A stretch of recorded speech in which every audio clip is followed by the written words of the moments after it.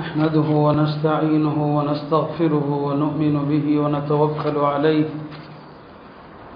ونعوذ بالله من شرور أنفسنا ومن سيئات أعمالنا من يهد الله فلا مضل له ومن يضلل فلا هادي له أشهد أن لا إله إلا الله وحده لا شريك له وأشهد أن سيدنا ونبينا ومولانا محمدا عبده ورسوله أرسله ربه بالحق بشيرا ونذيرا وداعيا إلى الله بإذنه وسراجا منيرا صلى الله تعالى عليه وعلى آله وصحبه وبارك وسلم تسليما كثيرا أما بعد فأعوذ بالله من الشيطان الرجيم بسم الله الرحمن الرحيم يا أيها الذين آمنوا اركعوا واسجدوا واعبدوا ربكم وافعلوا الخير لعلكم تفلحون وقال النبي صلى الله عليه وسلم الجنة أقرب إلى أحدكم من شراك نعله والنار مثل ذلك أو كما قال صلى الله عليه وسلم. கண்ணியத்திற்குரிய அல்லாஹ் நல்லடியார்களே, ஒரு மகத்தான ஒரு நாளுடைய ஜும்மாவிலே நாம் இருக்கிறோம். ஜும்மாவுடைய நாளே மகத்துவம் நிறைந்த நாள்.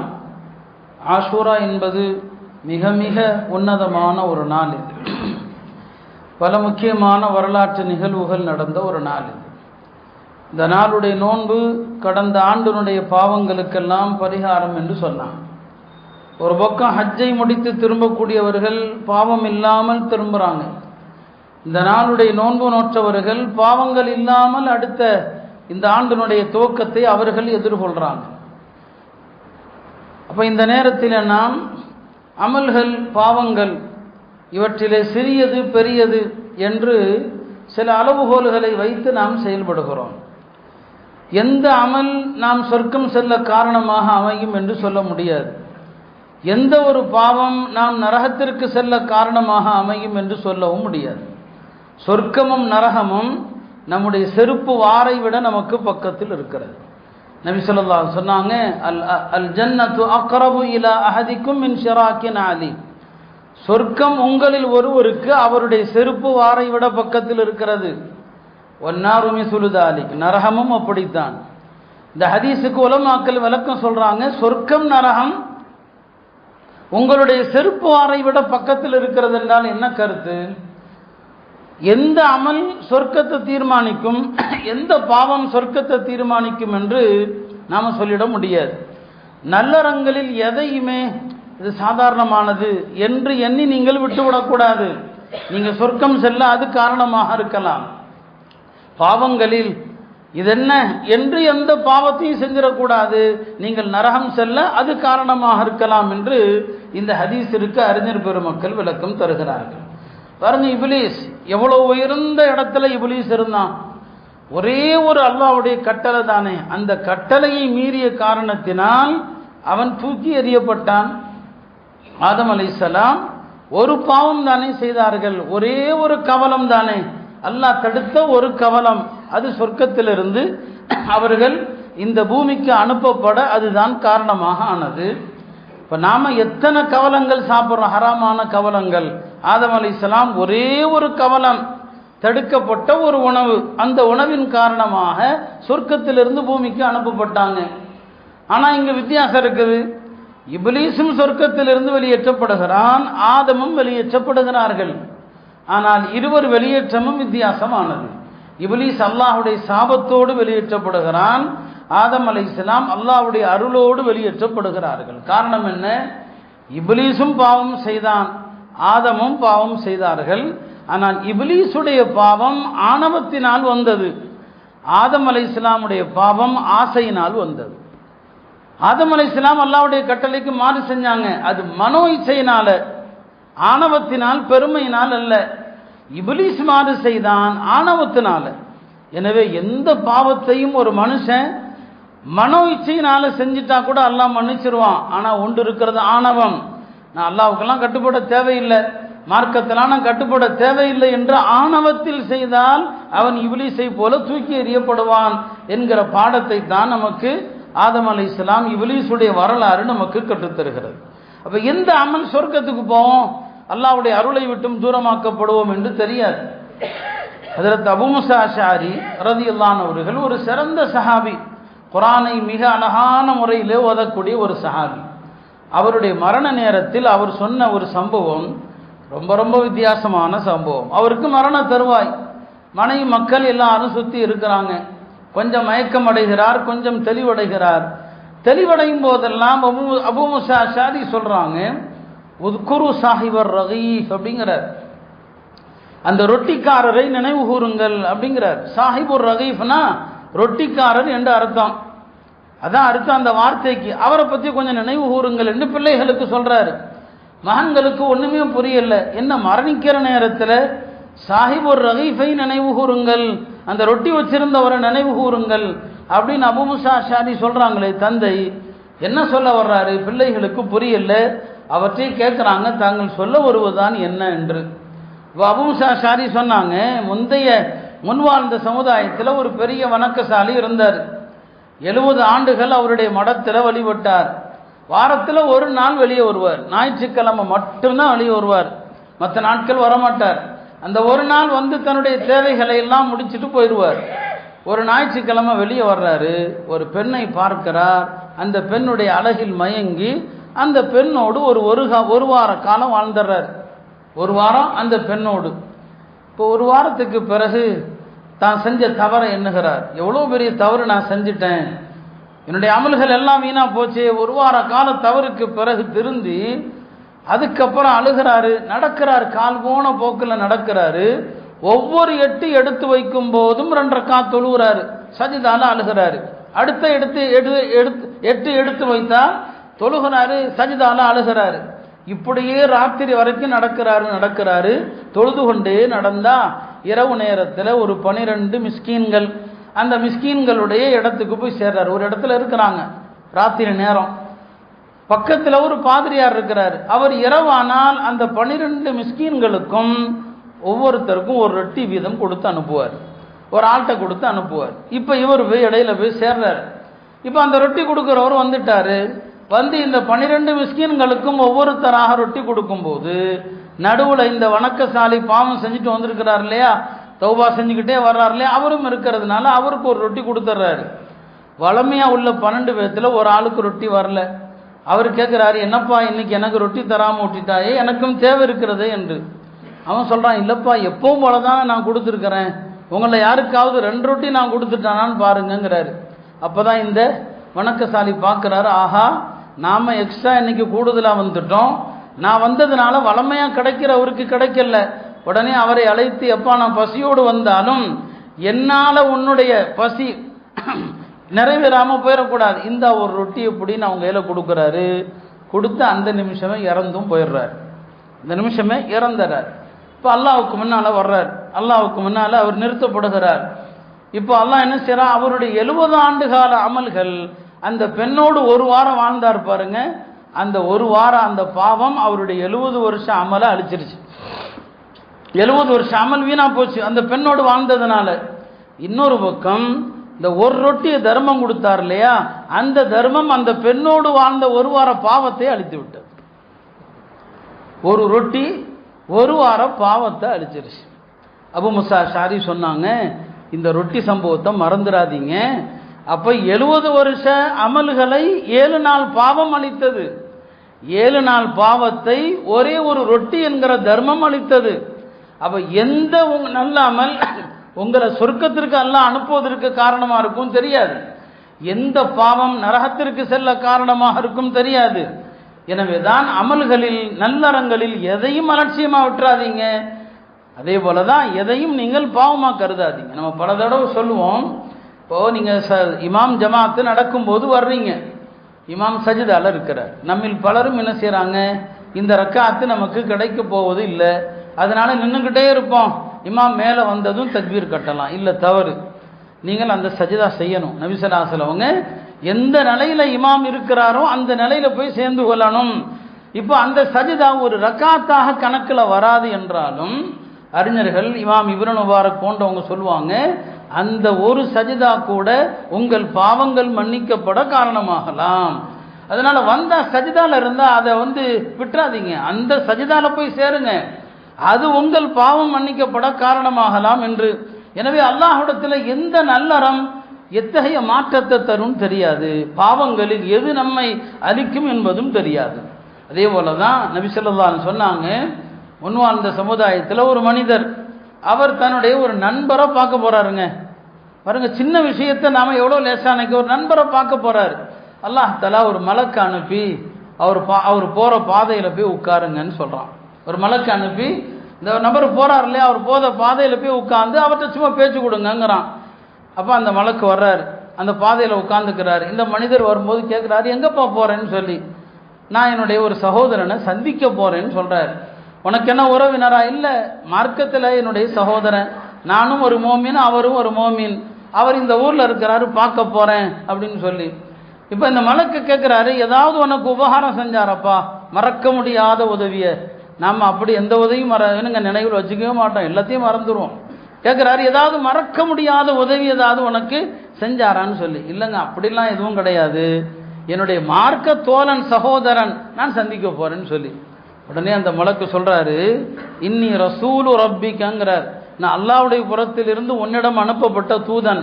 அல்லாஹ் என்னிடம் சொல்ல சொன்னான் உன்னிடத்திலே, நீ அந்த மனிதரை அல்லாஹ்வுக்காக நேசிப்பதால் அல்லாஹ் உன்னை நேசிக்கிறான். அல்லாஹ்வுக்காக இன்னைக்கு இந்த மாதிரி நட்புலாம் எங்க இருக்குது? இத்தகைய உளப்பூர்வமான நட்பு இன்றைக்கு எங்க இருக்கு? எல்லாமே உலக ஆதாயங்கள், எல்லாமே உலகத்திற்காக, அதுக்கு தான் நட்பு. சொந்த சகோதரர்களுக்கு மத்தியில கூட இன்றைக்கு நட்பு இல்லை, அடுத்தவங்களை நேசிக்கிறது அப்புறம், எல்லாமே உலக ஆதாயம்தான். நீ அல்லாஹ்வுக்காக அவரை நேசிக்கிற இந்த காரணத்தினால் அல்லாஹ் உன்னை நேசிக்கிறான் என்று என்னிடம் அல்லாஹ் சொல்லி அனுப்பினான்னு சொன்னான். பாருங்க, இந்த அமல நம்மில் எத்தனை பேர் இதை உயர்வாக நம்ம கருதுகிறோம்? யோசிச்சு பாருங்க. பாருங்க, அல்லாஹ்விடத்தில் தஹஜ்ஜுத் மட்டும்தான் உயர்ந்த அமல் என்று கருதி விடாதீர்கள். அல்லாஹ்விடத்தில் திலாவத்துல் குர்ஆன் தான் உயர்ந்த அமல் என்று எண்ணிடாதீங்க. எந்த சிறிய அமல் ரப்பிடத்தில் உங்களை அவன் நேசிக்க காரணமாகும் என்று நம்ம யாருமே நினைக்க முடியாது. அதனால சின்ன சூறாவா இருக்கும். நான் சொல்லியிருக்கிறேன், குல் ஹுவல்லாஹ் ஓதிக்கிட்டே இருப்பார் ஒரு சஹாபி. அதனால அல்லாஹ்வுடைய அன்பை பெற்றார். அல்லாஹ் அந்த உள்ளத்தை தான் பார்க்கறான், அவர் அந்த சூறாவை எப்படி நேசிக்கிறாரு அதைத்தான் பார்க்கறான். எனவே அல்லாஹ்விடத்தில் நெருக்கத்தை பெற்று தருகிற எந்த அமல் என்று எதையுமே அலட்சியமாக கருதக்கூடாது. எனவே அருமையானவர்களே, இந்த நாள் உன்னதமான ஒரு நாள். நம்மில் பலரும் நோன்பும் நோற்றிருக்கிறோம். நிறைய நல்லறங்களுக்கான வாய்ப்புகள், சின்ன சின்ன அமல்கள் அல்லாஹ்வுடைய பொருத்தத்தை பெற்றுத்தரும், சின்ன குணங்கள் அல்லாஹ்வுடைய பொருத்தத்தை பெற்றுத்தரும் என்பதுதான் வரலாறு நமக்கு கற்றுத்தருகிறது. யாருக்கும் அநியாயம் செய்யாத ஒரு புது வாழ்க்கையை இந்த புத்தாண்டுல நாம தொடங்கணும். நபி ஸல்லல்லாஹு அலைஹி வஸல்லம் சொன்னாங்க, அவ்வளு மய்யதுகுலுல் ஜன்னா. பாருங்க, சொர்க்கத்துல முதலில் யார் செல்வார்? சொர்க்கத்துக்கு முதல்ல யாருங்க போவாங்க? நபி ஸல்லல்லாஹு அலைஹி வஸல்லம் சொன்னாங்க, அத்தாஜிரு சது, நேர்மையான வியாபாரி தான் சொர்க்கத்துல முதல்ல போவாருன்னாங்க. நேர்மையான வியாபாரி, யாரையும் ஏமாற்றாத, வியாபாரத்தில் பொய் சொல்லாத, ஹராமான வியாபாரம் கலக்காத ஒரு நல்ல வியாபாரி தான் சொர்க்கத்திற்கு முதல்ல போவாரு.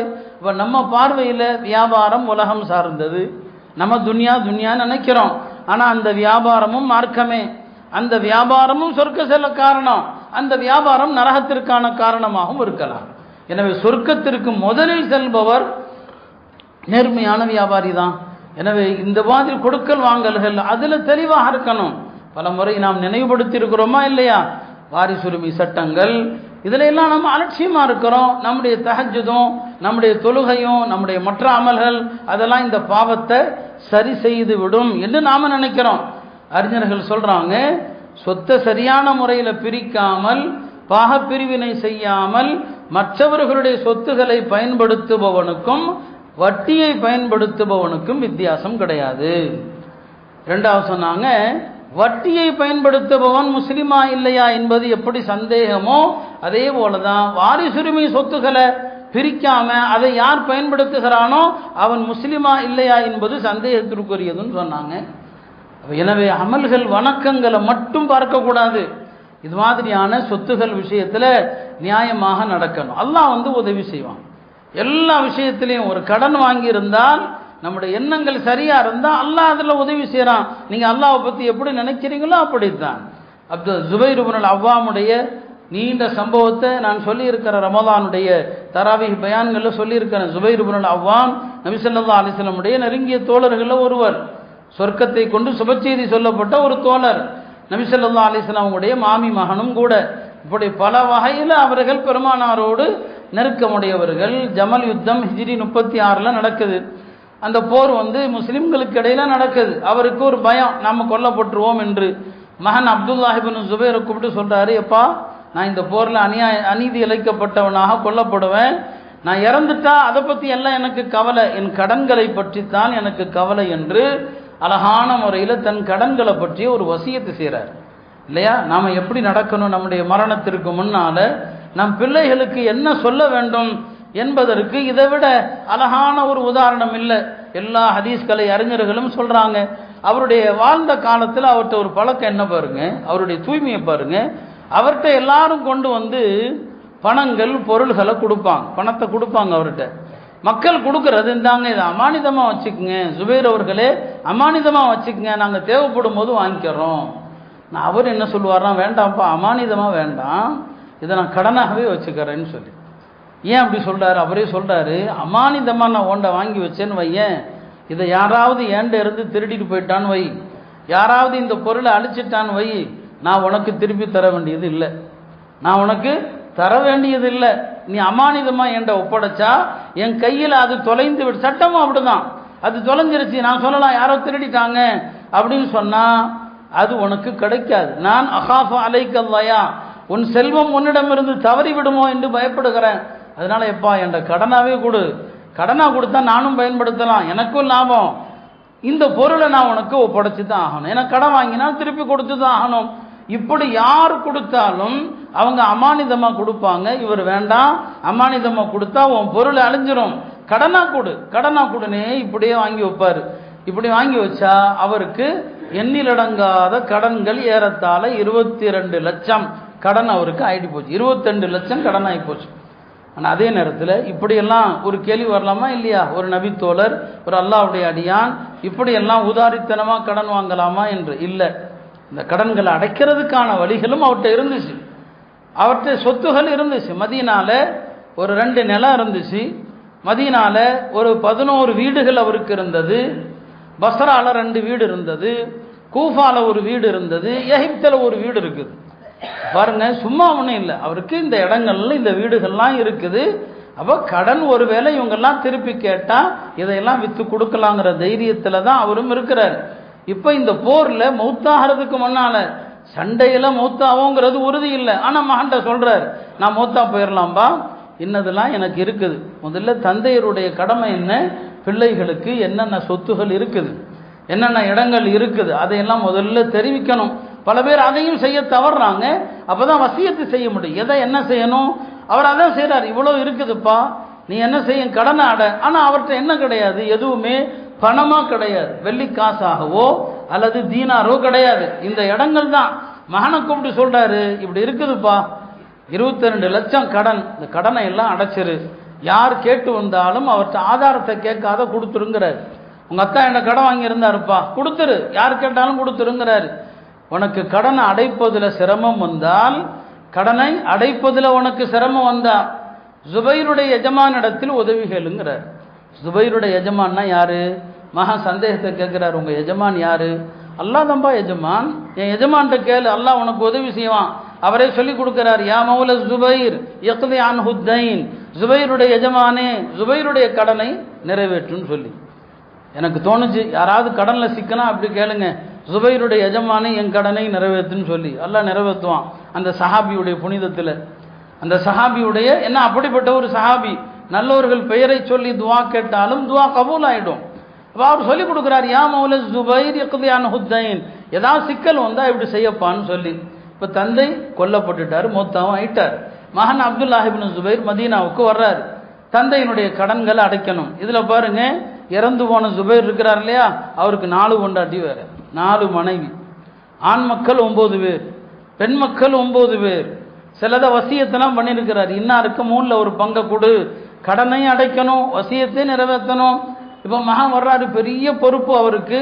அல்லாஹ்வை பற்றி எப்படி நினைக்கிறீங்களோ அப்படி, யாரையும் ஏமாற்றக்கூடாது, யாருடைய சொத்தை நாம எடுக்கக்கூடாது, யார்ட்டையும் உண்மையை மறைக்கக்கூடாதுங்கிற எண்ணம் இருந்தால் எல்லாவற்றுக்கும் அல்லாஹ் வழி கொடுப்பாங்கிறதுக்கான ஒரு அழகான வாழ்க்கை தான் இது. அவர் மதீனா வந்ததும் ஒரு சஹாபி வர்றாங்க, ஹக்கீம் இப்னு ஹிஸாம். அவர் வந்து சொல்கிறாங்க, என் நண்பர்ப்பா அவங்க அத்தா ஜுபைரு நண்பர், அவருக்கு நிறைய கடன் இருக்குமே, சொல்லு நான் உதவி செய்கிறேங்கிறார். இவர் யார்கிட்டையும் உதவி கேட்கக்கூடாதுன்னு சொல்லி, இல்லை அவருக்கு 1 லட்ச ரூபா தான் கடன் இருக்கும் அப்படிங்கிற. 22 லட்சம், இவர் மகா 1 லட்சங்கிறார். ஹக்கீம் சொல்கிறாங்க, இந்த 1 லட்சத்தை எப்படிப்பா கொடுப்பேங்கிறார்.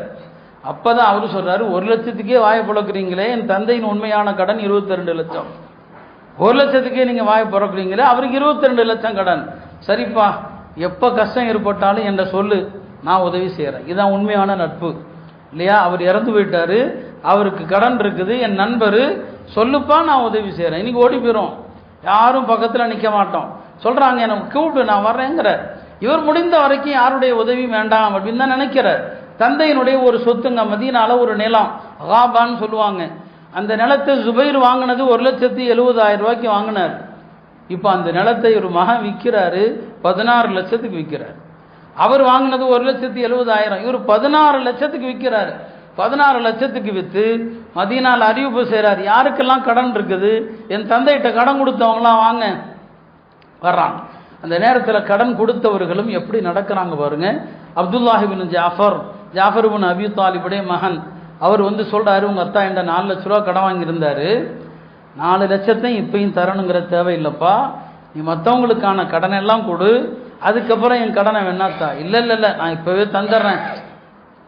அந்த பெருந்தன்மையை பாருங்க. ஏன்னா வந்து ஒரு தந்தை மகனை விட்டுட்டு போயிருக்கிறாரு, நிறைய சுமையில் இருக்கிறார், நான் என்ன பின்னால் வாங்குறேன், போய் வாங்கிக்கிங்க உங்கள் பங்கு என்ன என்று அந்த இடத்துல விற்று என்ன செய்கிறாருங்க, கடனை எல்லாம் கொடுக்குறாரு. இப்போ அவருடைய மற்ற பிள்ளைகள்லாம் இருக்கிறாங்க இல்லையா, ஜுபைருடைய பிள்ளைகள் மொத்தம் 18 பேருன்னு சொன்னேன், ஆண் மக்கள் பெண் மக்கள் 4 மனைவி, இவங்கெல்லாம் எப்பா கடன்லாம் அடைச்சாச்சு இல்லை, சொத்தை பூரா பிரித்து கொடுங்கப்பா, நீங்கள் தானே பொறுப்பு, அத்தாவுடைய சொத்தெல்லாம் பிரிங்கிற. இப்போ அவருடைய நியாயத்தை பாருங்க. அவர் சொல்கிறார், இல்லை என் தந்தைக்கு இன்னும் எத்தனை பேர் கடன் கொடுத்தாங்கன்னு தெரியல, அதனால் சட்டப்படி நான் ஹஜ்ஜில் ஒவ்வொரு ஆண்டும் முஸ்லீம்கள் எல்லாரும் வருவாங்க, ஒரு 4 வருஷம் வரைக்கும் நான் அறிவிப்பு செய்துக்கிட்டே இருப்பேன், என் தந்தையிடம் கடன் வாங்கி யாராவது இருக்கிறீங்களா சொல்லுங்க, உலகத்தில் எந்த மூலையிலிருந்து வந்தாலும் சொல்லுங்க, நான் கடனை நிறைவேற்றுறேன். 4 வருஷம் ஹஜ்ஜில் அறிவிப்பு செய்கிறாரு, என் தந்தையிடம் கடன் கொடுத்த யாராவது உண்டா, யாருமே வரல. அதுக்கப்புறம் மதீனா வர்றாருங்க, வந்து என்ன செய்கிறாரு, எல்லாருக்கும் பிரித்து கொடுக்குறாரு. அப்படி பிரித்து கொடுத்த பிறகு தான் ஜுபைருடைய மொத்த சொத்து எவ்வளவு, 5,02,00,000 ரூபாய். ஒவ்வொரு மனைவிக்கும் 12 லட்சம் கொடுக்குறார், ஒவ்வொரு மனைவிமாருக்கும் 12 லட்சம் கொடுக்குறார். அப்புறம் ஆண் மக்கள் பெண் மக்கள் எல்லாருக்கும் கொடுக்குறாரு. அப்புறம் வசியத்தை நிறைவேற்றுறாரு.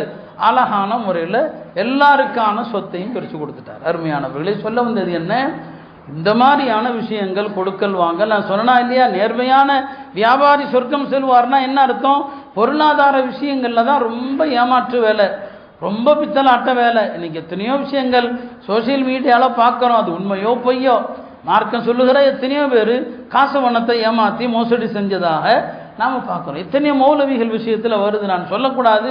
பொது இடத்துல பணம் என்று வந்து விட்டால் எல்லா மனிதனும் பேய் பிசாசாக ஆயிடுறான், பணத்தை கண்டா பேயாக பிசாசாக ஆயிடுறான். அந்த அளவுக்கு ஏமாற்றுகள், அந்த அளவுக்கு பித்தலாட்டங்கள். அருமையானவர்களே, இந்த விஷயங்களை நேர்மையாக நடந்தால் அல்லாஹ்வுடைய உதவி இருக்குது. இதில் மோசடி செய்கிறவன் பெரிய வணக்கசாலியாக இருப்பான், எவ்வளோ பெரிய அவர் தொழுகையாளியாக இருக்கட்டும், அவருடைய அமல்கள் அல்லாஹ்விடம் ஏற்றுக்கொள்ளப்படாது. எனவே எந்த செயல் அல்லாஹ்வுடைய பொருத்தம் அல்லாஹ்வுடைய கோபம் என்பதில் எச்சரிக்க வேண்டும். நல்ல குணங்கள் இல்லையா, அழகான குணங்கள் நம்முடைய வாழ்க்கையில் வரணும். அந்த குணங்கள் நம்முடைய சொர்க்கத்திற்கு காரணம். அதிகமான மக்களை சொர்க்கத்தில் கொண்டு சேர்ப்பது எது என்று பெருமானாரிடம் கேட்கப்பட்ட போது ஹுஸ்னுல் ஹுலுக்குன்னு சொன்னாங்க. நல்ல குணங்கள் தான், அழகான குணங்கள் தான், சின்ன சின்ன உதவிகள், யாரை பார்த்தாலும் தேவையான நேரத்தில் உதவி செய்கிறது தான் நல்ல என்னங்க உங்களை சொர்க்கத்தில் கொண்டு போய் சேர்க்கும். ஹஜ்ரத் அபூ ஹுரைரா அவங்களுக்கும் ஜாஃபர் இப்னு அபி தாலிப், ஹஜ்ரத் அலியுடைய சகோதரர் ஜாஃபர் இப்னு அபி தாலிப், இந்த 2 பேருக்கும் ஒரு நெருக்கம் இருந்துச்சு. அபூ ஹுரைரா அஸ்ஹாபு சுஃபா, தென்னை தோழர்களில் அவர் ஒரு மாணவர். அவருக்கு குடும்பம் கிடையாது, என்னங்க எதுவும் கிடையாது, பல நேரங்களில் பசியோடு தான் இருப்பார். ஜாஃபர் ரலியல்லாஹு அன்ஹு அவர்கள் அவங்க கொல்லப்பட்டாங்க, மூத்தா போரில் கொல்லப்பட்டாங்க ஜாஃபர் ரலியல்லாஹு அன்ஹு அவர்கள். இப்போ ஜாஃபர் அவங்க மதீனாவில் இருந்த வரைக்கும் அபூ ஹுரைரா அவர்கள் பசியினால் அப்படியே ஜாஃபர் போகிற அந்த தெருவில் அந்த ரோட்டில் வந்து அப்படி நிற்பார். ஏன்னா அவருக்கு தெரியும் ஜாஃபர் இப்னு அபீ தாலிப் பார்த்தாலே கூட்டு போயிடுவார். யாரை? அபூ ஹுரைராவை கூட்டு போயிடுவார். அபூ ஹுரைராவை சொல்கிறாங்க, பசினால எனக்கு சாப்பாடே கிடையாது. ஏன்னா அவர் மதரசால பெருமானாருடைய ஹதீஸை கற்கிற மாணவர். பல நேரங்களில் பசியில் வந்து நிற்பேன். ஜாஃபர் போகிற பாதையில் அவர் போகும்போது சலாம் சொல்லுவேன். அந்த சலாமுக்கு நோக்கமே சாப்பிட கூட்டு போங்க, அதான் நோக்கம். ஜாஃபர் இப்னு அபீ தாலிப் வாங்க, அபூ ஹுரைரா வாங்க, கூட்டு போயிடுவார். ஒரு நாள் அப்படி தான் கூட்டு போனாங்க. வாங்க அபூ ஹுரைரா போகலாம், கூட்டு போனாங்க. வீட்டு கதவை தட்டினாங்க. வீட்டில் எதுவுமே இல்லை. ஒரு நெய் வைக்கிற ஒரு சின்ன நாங்கள் ஒரு பாத்திரத்தில் கொஞ்சம் நெய்யும் சில பொருள்களும் இருந்தது. அதைத்தான் நான் வலிச்சு சாப்பிட்டேன். அபூ ஹுரைரா சொல்லுவாங்க, நான் வந்து என் தாயை தவிர வேற எந்த தாயினுடைய வயிற்றிலும் பிறக்க வேண்டும் என்று நான் ஆசைப்பட்டதில்லை. அப்படி ஆசைப்படுறதா இருந்தால் ஜாஃபருடைய தாய் வயிற்றில் பிறக்கணும்னு ஆசைப்பட்டிருக்கேன். ஜாஃபர் தான், ஏன்னா அவர் அவ்வளோ பெரிய உபகாரி எனக்கு. நான் பசியோடு இருக்கும் போதெல்லாம் வெளியில் வந்து நின்னா போதும் என் முகத்தை பார்ப்பாரு, அபூ ஹுரைரா வாங்கன்னு கூட்டு போயிடுவார். ஒரு பசித்த மனிதனுடைய முகத்தை கண்டால் அவனை உணவுக்கு அழைத்து செல்லாதவன் முஸ்லீம் கிடையாது. ஒரு மனுஷனுடைய முகத்தை பார்க்குறீங்க, பசியினுடைய வாட்டம், வா வீட்டுக்கு போகலாம், வா, யாரோ எவரோ வீட்டில் போய் சாப்பிடலாம், சாப்பாடு கொடுங்க. அப்போ எப்போ எனக்கு பசித்தாலும் அவர் கூட்டு போயிடுவார். இப்போ ஜாஃபர் தானும் மூத்தா போயிட்டான், மூத்தா போரில் மூத்தாயிட்டான். அபூ ஹுரைரா இப்போ கஷ்டப்படுறாரு. இப்போ பழைய மாதிரியே பசியில் ரோட்டில் வந்து நின்று சலாம் சொன்னால் யாரும் கூட்டு போக ஆள் இல்லை. கூட்டு போகிறதுக்கு இப்போ ஆள் எத்தனையோ பேரை சொல்லி பார்க்குறாரு, சலாம் சொல்கிறாரு. அவரே சொல்வார், யாராவது ஏதாவது பேச்சு கொடுக்க மாட்டாங்களா, சாப்பிட்டீங்களான்னு கேட்க மாட்டாங்களா, அதுக்கு தான் நான் சலாம் சொல்கிறேன். ஆனால் யாருமே கண்டுக்கல்ல, பசியில் மயங்கியே விழுந்துருவாங்க. ஒரு நாள் கடும் பசி, எத்தனையோ பேருக்கு சலாம் சொல்லி பார்க்குறாங்க, யாரும் அழைத்து செல்வதாக இல்லை. நபி ஸல்லல்லாஹு அலைஹி வஸல்லம் அவங்க அபூ ஹுரைராவுடைய முகத்தை பார்க்குறாங்க. என்ன அபூ ஹுரைரா, கடுமையான பசி, வா வீட்டுக்கு போகலாம். கடுமையான பசியில் வீட்டுக்கு அழைச்சிட்டு போகிறாங்க. மனைவிட்ட கேட்குறாங்க, என்ன இருக்குது? ஒரு கவலையில் பால் இருக்குது. அபூ ஹுரைரா பார்க்குறாங்க, சரி இன்னைக்கு இந்த பாலாவது கிடைச்சதுன்னு சந்தோஷப்பட்டா நபி ஸல்லல்லாஹு அலைஹி வஸல்லம் அவங்க திண்ணை தோழர்கள் எல்லாத்தையும் கூப்பிடுங்கிறான். இவருக்கு மறுபடி கலக்காரம், என்னடா இது, இந்த கிண்ணத்து பால் எனக்கு தான் போதும், திண்ணை தோழர்கள் எல்லாருக்குமா, எல்லாத்தையும் கூப்பிடுனாங்க. எல்லாரையும் குடிக்க சொன்னாங்க, குடிங்க குடிங்கன்னாங்க. கடைசியில் அபூ ஹுரைராட்ட சொன்னாங்க, அபூ ஹுரைரா இப்போ குடியுங்கள்னாங்க. எடுத்து குடித்தார். மறுபடியும் குடினாங்க, எடுத்து குடித்தார். மீண்டும் குடினாங்க. இதுக்கு மேலே எனக்கு வயிறு தாங்காது யா ரசூலல்லாஹ். அதுக்கப்புறம் அந்த கிண்ணத்தில் அப்படியே தான் அந்த பால் இருந்துச்சு. பெருமானாருடைய பரக்கத்தினால மிச்சத்தை நபி ஸல்லல்லாஹு அலைஹி வஸல்லம் சொல்லி பிடிச்சாங்க. அருமையானவர்களே, சொல்ல வந்தது என்ன, ஒரு பசித்த மனிதனுக்கு உணவளித்தல் என்கிற உயர்ந்த குணம் யார்கிட்டன்னு ஜாஃபர் இப்னு அபீ தாலிப் ரலியல்லாஹு அன்ஹு அவங்கள்ட்ட இருந்துச்சு. இந்த மாதிரியான சின்ன சின்ன அமல்கள், அடுத்தவர்கள் விஷயத்தில் அழகான கண்ணியமான குணத்தை வெளிப்படுத்துதல், நற்குணங்களை கடைபிடித்தல், இதுதான் அல்லாஹ்விடத்தில் உயர்ந்த அந்தஸ்தை பெற்றுத்தரும். எனவே இந்த நல்லறங்கள், நோன்பாக இருக்கட்டும், தொழுகையாக இருக்கட்டும், இது போன்ற வணக்கங்கள் எதுவானதாக இருக்கட்டும், இதில் எல்லாம் நாம் காட்டுகிற ஆர்வத்தை போல தான் நம்முடைய வியாபாரத்தில் நேர்மையாக இருக்கணும். கடன் வாங்கியிருந்தால் அந்த கடனில் நேர்மையாக இருக்கணும். வசியத்துகளை நிறைவேற்றுவதில் நேர்மையாக இருக்கணும். இறந்தவருடைய சொத்தை பிரிப்பதில், அந்த சொத்தை சரியான முறையில் உரியவர்களுக்கு சேர்ப்பிப்பதில் அதில் நேர்மையாக இருக்கணும். எல்லா மக்களிடத்திலும் கனிவாக அன்பாக பழகுகிற விஷயத்தில் நேர்மையாக இருக்க வேண்டும். நான் ஆரம்பத்தில் சொன்ன அந்த ஹதீஸ் தான், சொர்க்கம் என்பது உங்களில் ஒருவருடைய செருப்பு வாரை விட பக்கத்தில் இருக்கு. எந்த அமல் உங்களை சொர்க்கத்தில் கொண்டு போய் சேர்த்துச்சுன்னு சொல்ல முடியாது. அல்லாஹ்வுக்காக நேசித்தார் இல்லையா, அந்த மனிதர் பாருங்க அல்லாஹ்வுடைய பிரியமானவராக ஆயிட்டாரு இல்லையா. ஒரு பெண்ணோடு தப்பு பண்ணிட்டாரு, ஒரே ஒரு ரொட்டி அவரை காப்பாத்துச்சா இல்லையா. எனவே அமல்கள், நல்லறங்கள் விஷயத்தில், எந்த அமல் விஷயத்திலேயும் இது சாதாரண என்று கருதிவிடவும் கூடாது. பாவங்கள் விஷயத்தில் இது என்ன என்று எந்த பாவத்தையும் துணிச்சலாக செய்தால் இப்லீஸ் மாதிரி தூக்கி எறியப்படுவோம். மன இச்சையில பாவங்கள் செய்து விட்டால் அல்லாஹ் அந்த பாவங்களை மன்னிக்கிறான். இந்த ஆண்டினுடைய துவக்கம் தான். தாவூத் அலைஹிஸ்ஸலாம் ஒரு சின்ன தவறு நடந்தது அவங்கள்ட்ட. அது என்ன தவறு, அது வரலாற்றில் தெளிவில்லை. அந்த ஒரு தவறுக்காக 40 நாள் தௌபா செஞ்சாங்க. 40 நாள் அழுதாங்க. 40 நாள் எவ்வளவு அழுதாங்க. ஒரு நாள் மாலை நேரம், மகரிபுடைய நேரம், 4 ரக்காத்து நிய்யத்தில் தாவூத் அலைஹிஸ்ஸலாம் தக்பீர் கட்டுறாங்க. 4 ரக்காத்து நிய்யத்தில் தக்பீர் கட்டுறாங்க. அழுகிறாங்க அழுகிறாங்க, அழுது அழுது அழுது 3வது ரக்காத்திலிருந்து 4வது ரக்காத்துக்கு எஞ்சிக்க முடியல, அப்படியே உட்காந்துட்டார். அதில் இருந்தால் மகரிபுன்னு ஒரு தொழுகை வந்துச்சு. 3 ரக்காத் தொழுகிறோம் இல்லையா, இது எப்படி வந்துச்சு? தாவூத் அலைஹிஸ்ஸலாம் 4 ரக்காத்து நிய்யத்தில் தக்பீர் கட்டுறாங்க. தௌபா செய்கிறாங்க, அழுகிறாங்க அழுகிறாங்க, அழுது அழுது அழுது 3வது ரக்காத்திலிருந்து மேலே வர முடியல, அப்படியே உட்காந்துட்டார். அல்லாவுக்கு அதுவும் பிடிச்சி போச்சு. நபிமார்கள் செய்கிற அசைவுகள் எல்லாம் அல்லாவுக்கு பிடிச்சி போச்சு. ஹஜ்ஜுங்கிறது என்ன? நபிமார்கள் செஞ்சதை நாம் அப்படியே நடிக்கிறோம் இல்லையா? நபிமார்களுடைய குடும்பத்தினர் செஞ்சதை நடிக்கிறோம். ஹாஜர் ஓடுனாங்க, அல்லாஹ் சொல்கிறான் நீங்கள்லாம் அந்த மாதிரி ஓடுங்கன்னா இல்லையா? இப்ராஹிம் அலைஹிஸ்ஸலாம் தவாஃப் செஞ்சாங்க, நீங்கள்லாம் சுத்துங்கிறான். இப்ராஹிம் அலைஹிஸ்ஸலாம் கல்லடிச்சாங்க, எல்லாரும் அடிங்கிறான். நல்லடியார்கள் செய்கிறது அல்லாஹ்வுக்கு பிடிக்கும். அவர் 3 ரக்காத்தில் உட்கார்ந்துட்டார். அல்லாஹ்வும் அவர் பாவத்தையும் மன்னிச்சிட்டான். அந்த மகரிபுடைய தொழுகை அன்று முதல் வந்தது. ஒவ்வொரு நபி ஒவ்வொரு தொழுகையும் தொழுதாங்க. ஆதம் அலைஹிஸ்ஸலாம் ஃபஜ்ர் தொழுதாங்க, இப்ராஹிம் அலைஹிஸ்ஸலாம் லுஹர் தொழுதாங்க, உஸைர் அலைஹிஸ்ஸலாம் அஸர் தொழுதாங்க, தாவூத் அலைஹிஸ்ஸலாம் மகரிப். ஒவ்வொரு நபிக்கும் ஒவ்வொரு தொழுகை. இந்த உம்மத்துக்கு அல்லாஹ் 5வது ஒரு தொழுகை இஷாவை கொடுத்தான். நபி ஸல்லல்லாஹு அலைஹி சொல்லுவாங்க, இஷா உங்களை தவிர வேற எந்த சமுதாயத்துக்கும் வழங்கப்படவில்லை, அதனால இஷா தொழுகை முனாஃபிகீன்களுக்கு கடினமானதுன்னு சொன்னாங்க. இப்போ தாவூத் அலைஹிஸ்ஸலாமிடமிருந்து ஒரு சின்ன பிள்ளை 40 நாள் தௌபா செய்கிறான். இப்போ நாம் வாழ்க்கையில் எவ்வளவு தவறுகள், அந்த தவறுகளுக்கு நாம் எப்படி தௌபா செய்தோம்? இந்த நன்னாளிலே அதை எல்லாம் எண்ணி பார்க்க வேண்டும். இந்த மகத்தான நாளுடைய அசருக்கு பிறகு அல்லாஹ்விடத்தில் நம்முடைய பாவங்களுக்காக உருகி வேண்டி தௌபா செய்து வரக்கூடிய காலத்தை பாவங்கள் இல்லாத நன்மையான நாட்களாக மாற்ற எல்லாம் வல்ல அல்லாஹ் தௌஃபீக் செய்வானாக. வ ஆஃபிரு தஅவானா அனில் ஹம்துலில்லாஹி ரப்பில் ஆலமீன்.